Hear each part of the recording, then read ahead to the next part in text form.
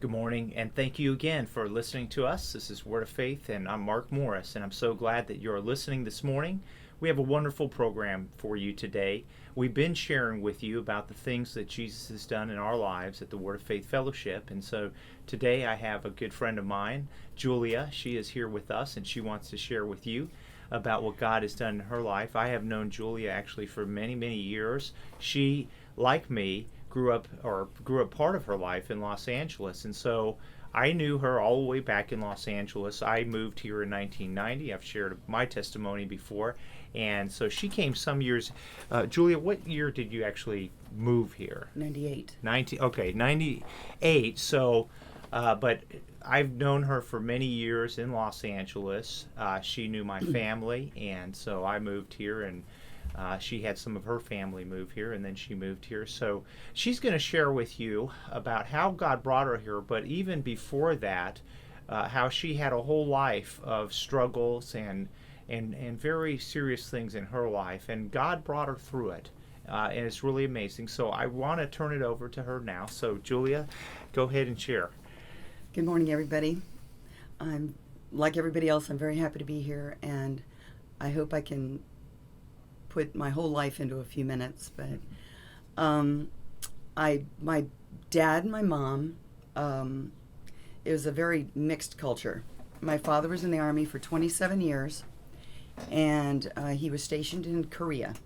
My mother was Korean, and she left Korea and went to Japan when she was very young because of a situation. So she left home, ran away, and went to Japan. And this was during the Korean War. She did not want to go back to Korea, and so she stayed in Japan and pretended she was Japanese. She got a job working on base, and she was working in the cafeteria, and she met my father there. This was a U.S. base A that was US located base. in Japan. Yes, Okay. during the Korean War. And I really don't remember dates. I'm not really good with that. But my mother came from a pretty nice family in Korea. It's just she was wild, and she just did that. And so my father and my mother went together for many years, and through a series of events, my father was in a security type job in the Army. And because he wanted to marry a nationalist or somebody that was a foreigner, he had to give up his place in that position, and so he did. His mother, she was really not really wanting him to marry my mother. My dad was from New York and from Queens, and she wanted him to have an easier time of it. It was going to be difficult for him to marry a foreigner, for her not to speak English, for her not to know the ways, and the war being the way it was, even as a young person, they called me a Jap, a chink, People will repeat things that they don't understand. So it was going to be a difficult time for her to move to the States. But my father chose to marry my mother, and they moved back to the States, and my father was in the Army for 27 years, and when he retired, they will move you anywhere you want to go, and he moved to California.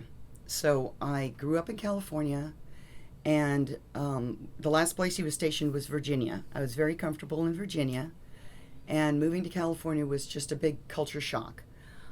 They didn't really care what you looked like in Virginia, how you acted or whatever, but it was a whole different thing in California. So I had to learn how to act a certain way, to dress a certain way. I took on a whole personality that was not the one that God had for me. And it, like everyone else, kind of brings you into a life that just is horrible. So I drank, and I smoked, and I cursed, and I dressed, the way that everybody else dressed, to hang around a certain type of person. I mean, I was too afraid to join a gang, so I kind of went with the surfers. So the surfers, it was the beach scene. And my father got me a car when I was very young, and I ditch school all the time, and I didn't really get a good education. And there was fighting in the house all the time. Were your parents? Did they have any kind of religious background? Yeah, they were multicultural. So my father was Jewish, and my mother was Buddhist. And somehow my mother always wanted us to have God. So she befriended the rabbi and his wife, Rabbi Schreiner, in Virginia, on the base. And I remember she liked what she heard. She learned all about the Jewish religion, and she converted to Judaism. And my parents remarried in the Jewish faith, and we were raised Jewish. So my oldest sister and I were bat mitzvahed. My youngest sister was not. When he retired, it was very confusing. I mean, we went to temple, but we didn't know God. My father always said, "You're a Jew, you're a Jew," and he was very proud of being a Jew, but his lifestyle didn't show anything about being God's chosen. My mother, she didn't know how to be a mother. In Korea, you don't hug. You don't tell somebody you love them. I groped for affection.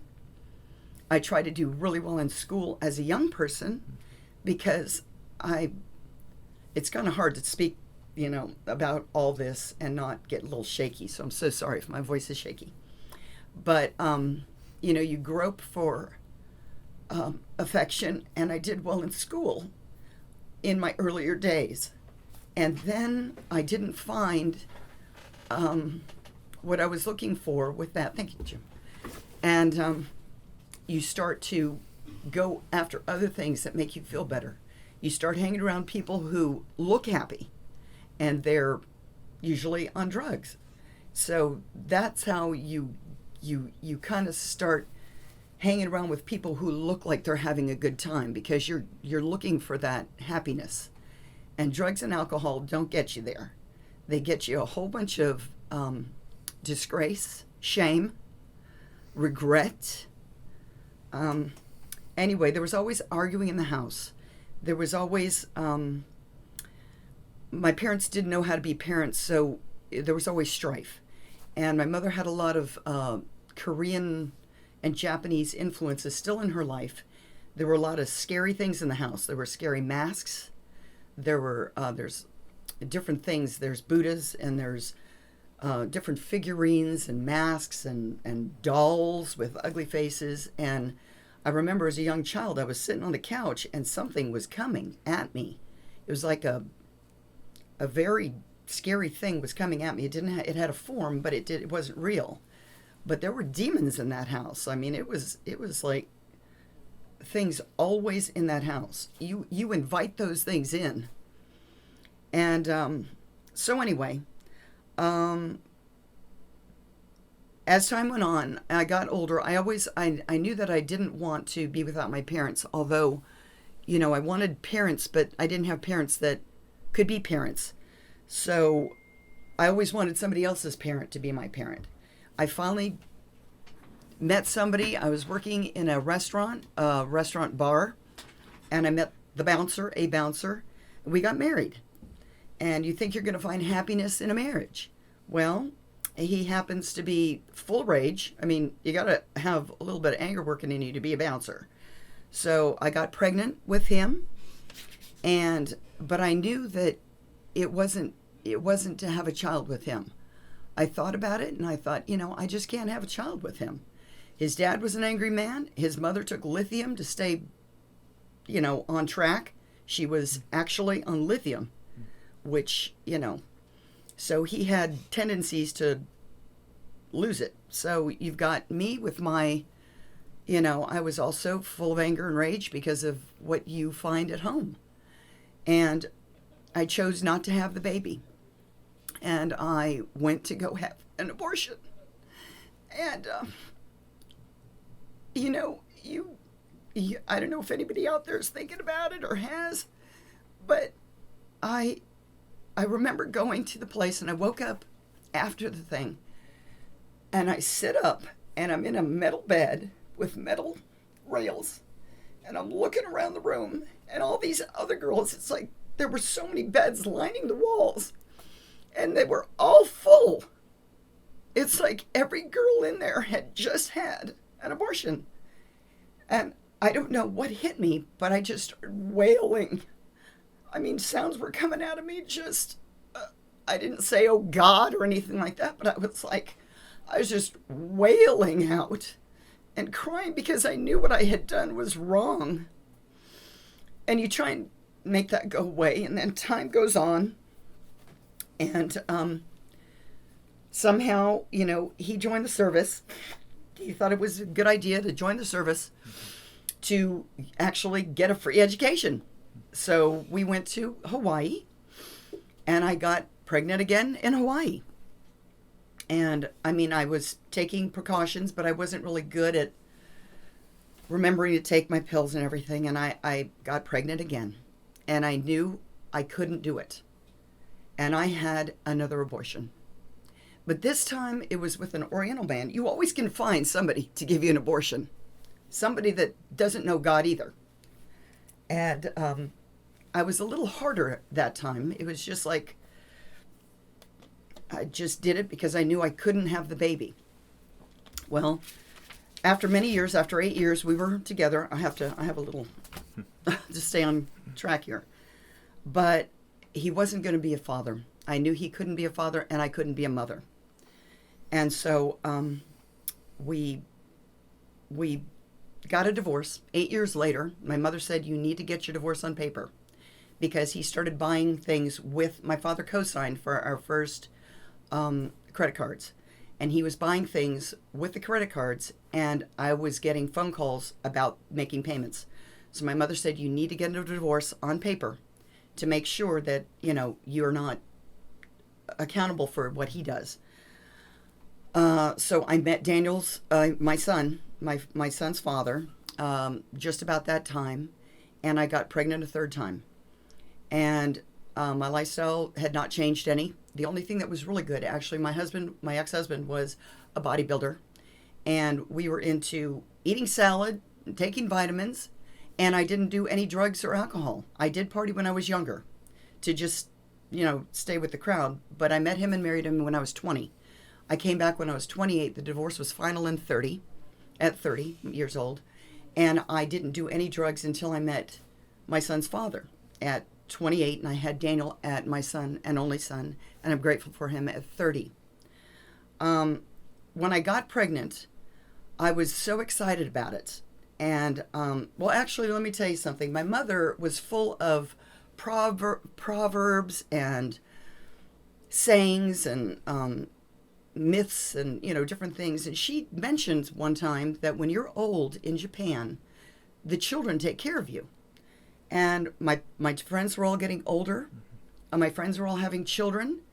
And this thought came, hey, I don't have a child to take care of me when I'm old. And I thought I need to have one.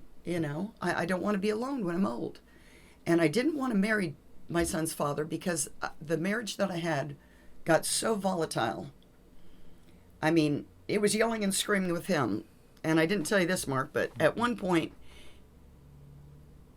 it got so bad, he was holding me down, and he had me by the head, and he's punching me in the head so many times he broke my eardrum.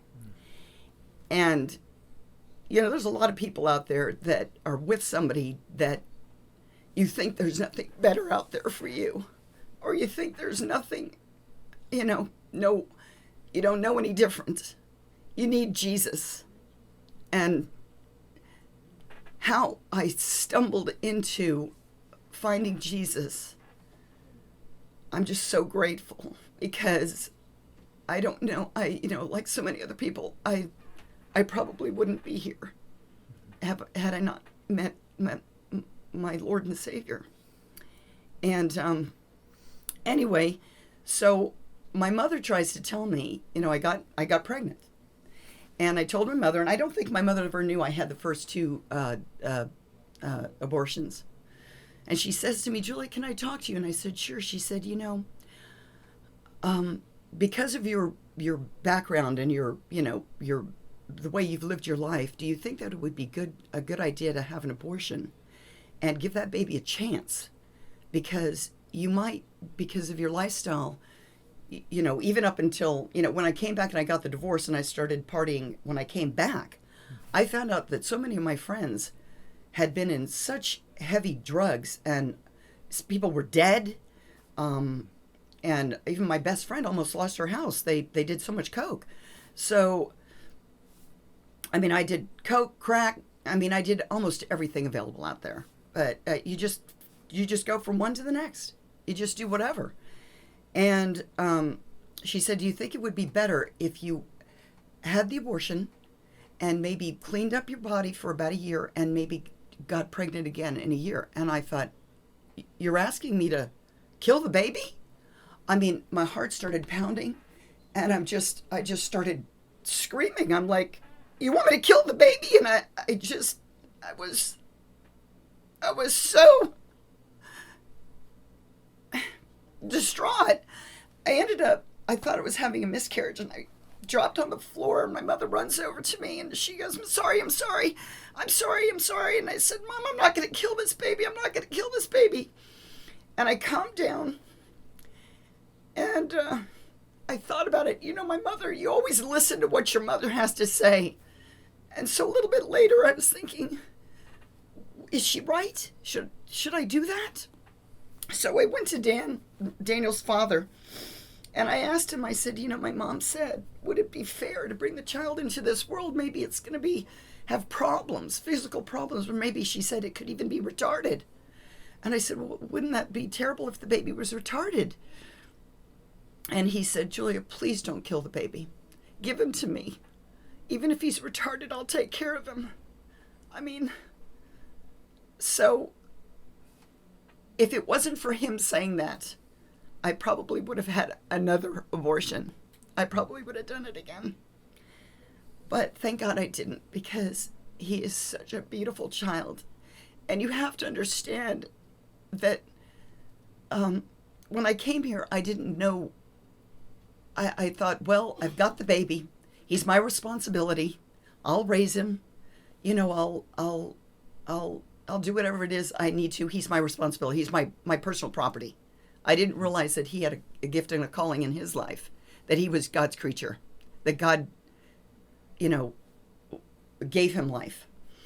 And that when I came here because my mother said that she was moving to North Carolina. We had family here, and she came for a visit, and she said, I'm moving. I was in shock because I was at her house in California. I was taking care of her house. I was the leech of leeches. I lived in her house. She sent me money to pay for the gardener. She sent me money to send her things to North Carolina. And all I did was live there for free. I was such a mess. And I just did my own thing. When she told me that she was moving here to go to Bible school. And you're talking about the Word of Faith Fellowship. Oh, my mother was, You yes. had family that was here at Word of Faith Fellowship. Yes. And then your mother's now moving to Word of Faith Fellowship. Yes, because now my father had died. He had his second massive heart attack and died. Actually, my father was on so many medicines. The arguing in the house was so awful all the time. I remember one week, I'm talking like about 5 to 7 days, I don't remember. My parents would just walk by each other and not even acknowledge each other. And I stood in the center of the room and I said, would you please stop it? Would you please stop it? And they didn't know how. It became so, my father told me, I'm going to stop taking all my medicine. And he did. And he was in his room one day and he said, oh, my shoulder's really. And he said, Margot, could you rub my shoulder? He stopped his medicine and he had a stroke. Well, anyway, he died one morning. He came home and he had all these blood tests and everything. And he died right in front of my mother and myself. He had a massive heart attack right there and his heart practically exploded, said the doctor. So there was no reviving him. So my mother came out to visit family in North Carolina. They were actually going to the Word of Faith. Isn't it funny how we're all intertwined somehow? This little teeny tiny church in the middle of nowhere. And I hope more people hear about our church and come to it because it saved my life. So I came for a visit because my mother said that she was actually moving here. And I'm thinking, what? My mother had a very nice house in California. She never was going to leave Los Angeles. She loved it. And I was wondering why she was moving to North Carolina. So I came to see for myself.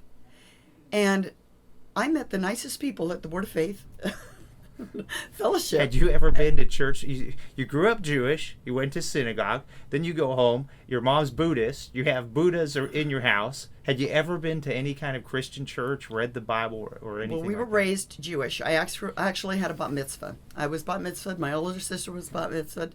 When we moved to California, it wasn't like Virginia, where the rabbi was so wonderful. My mother converted to Judaism because she got very friendly with Rabbi Schreiner and his wife, and they gave her understanding of what it was to become a Jew. She wanted us to have religion in our lives. She wanted us to have God. I don't think she knew that, but basically that's how we became Jewish, because my father was a Jew. And so we were raised Jewish. My older sister and I had a bat mitzvah. We moved to Virginia, and I actually had a bat mitzvah there. But when we moved to California, we went to a synagogue there, and it was very cold. They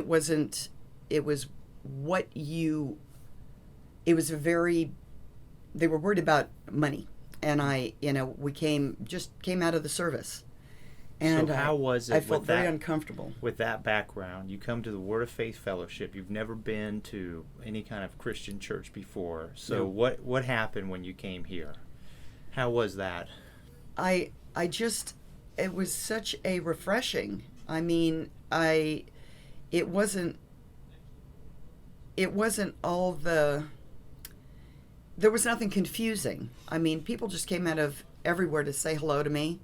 I felt very isolated when I was in a synagogue.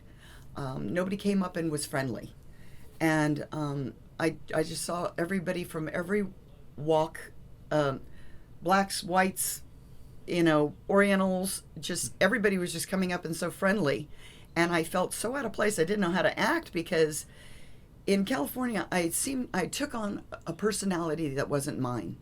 I became a creation of my surroundings. It was like I took on a little something from you, and a little something from you, and a little something I read here, and a little something I heard here, a little something I saw in a movie, and I formed a personality that wasn't the one that God had for me. I became such a creation of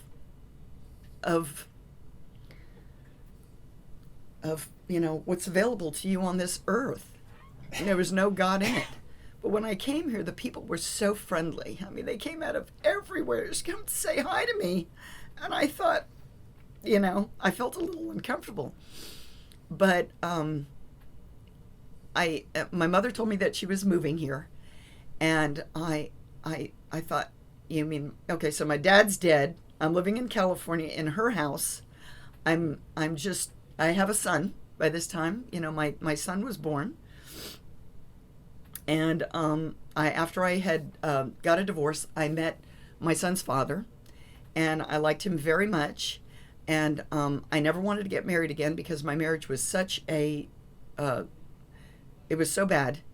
And I said I'd never marry again unless I knew that I knew that I knew that I was supposed to get married.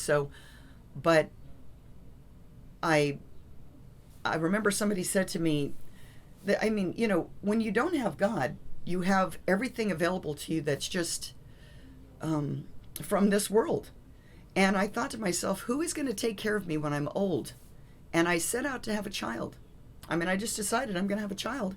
And I liked my son's father, and I thought, well, he'd be a good one to have he's just everything. He had the same things working in him that I did. So I had a child with him. And so, Daniel was my belonging. He was going to come with me. We were going to, I didn't see him as an individual. I didn't look at my son as somebody that, was God's creature. I just thought, he was my son, and I was going to take care of him. But when I saw that my mother was going to move here, she wanted to go to Bible school, and she was selling her house in California, I was going to be all alone, and I wanted to move here too, but I needed to hear. God spoke to me to move here. God Himself spoke to me to move here, and so I came, and I knew nothing, and I've totally gone off of my paper here, but my lifestyle in California was so bad. I mean, my lifestyle could have been bad in any state, but it was just really bad in California. I stumbled from year to year. I didn't have a thing to offer my son. All my friends were, you use each other. You don't really have any friends that you could call friends. I moved here. I didn't have a personality. I relied on my mother for money. I didn't have a thing to offer my son. But slowly, people took me under their wing. Pastors that, Jane and Sam Whaley, just different leadership in the church would just give you a little trinket here and a little nugget there that could keep you going to the next day to make it. I'm 50. How old am I? I'm 58 years old. And I mean, I was a mess. I moved here when I was 38 years old, and I was half dead. And I have a child that I can't even raise. But I came here, and people gave me the love of God and showed me that there was a better way to live. And I did everything that you're supposed to do in this world. I couldn't make it. I didn't know how to. I couldn't put one foot in front of the other by the time I was 38. It was pitiful. I mean, I hung around with the wrong crowds. I made the wrong decisions every time you turned around. My son now is 27 years old. He is married. He is a CPA. His wife is the sweetest thing that you would ever meet. Her mother is such a blessing. The four of us bought a house together. I didn't have a nickel to my name. I leached off my parents. Every penny I got, I spent on drugs. I couldn't hold a conversation. I certainly couldn't sit here in front of a camera and speak to you and tell you there is a better life out there for you. And I'm so grateful that God got to my heart. And I will tell you that when I was young, I remember I found myself in the Mojave Desert. I jumped out of the vehicle, and I'm on the Mojave Desert, and I am walking, and I get a ride. I get a ride from a trucker who gives me a ride home. I don't know how I didn't die 1,000 times. God has been very merciful to me. And the Word of Faith and the pastors and the ministers and the congregation have changed my life. And God can change yours. Just. And I appreciate you sharing that, and you sharing about the abortions that you went through. And when you came here, we were talking last night how God so healed your heart with that. And He, we were talking about where you do things you don't know God. And then later when you know God, God can come to you and you can repent for things. And you turn your heart to God and you acknowledge where you did things wrong in the past, and you humble your heart to God. And it's amazing how God can bring restoration in your heart for those very. After I, found God, I've always wanted more children because I could have raised them. The two that I killed, God gives life. My sister said to me, "Do you think you had a child because you wanted one?" And I said, "Well, yeah. I had the other two. I mean, you just don't even know you don't regard life. You don't know." She said, "God breathes life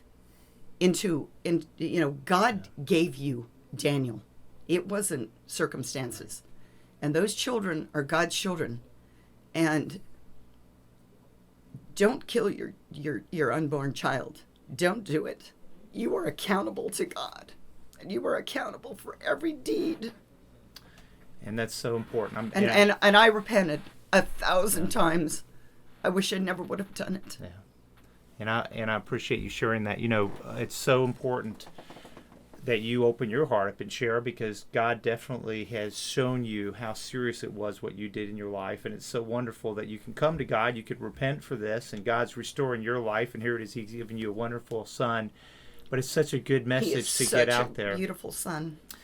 And hopefully people listening out there, if maybe you're going through things like she went through in the past, and maybe that's something that you face. But I think today was such a powerful testimony, and I'm so glad that Julia really shared her heart, very serious things in her life. But I know she was sharing with me how she wanted to get that out, because she thought maybe there's somebody out there that's maybe facing a decision about abortion. And I hope that if that's true, that maybe you've listened and you've heard how God is the one who gives life. And when God creates something, it's life, and it's meant to be because He has a purpose. So anyways, I appreciate you sharing that, Julie, and sharing out of your heart. That was so precious that you shared. And we thank you for listening. This is Word of Faith Fellowship. We're here Mondays, Wednesdays, and Fridays, 8:30 to 9. And we hope that you have a great day.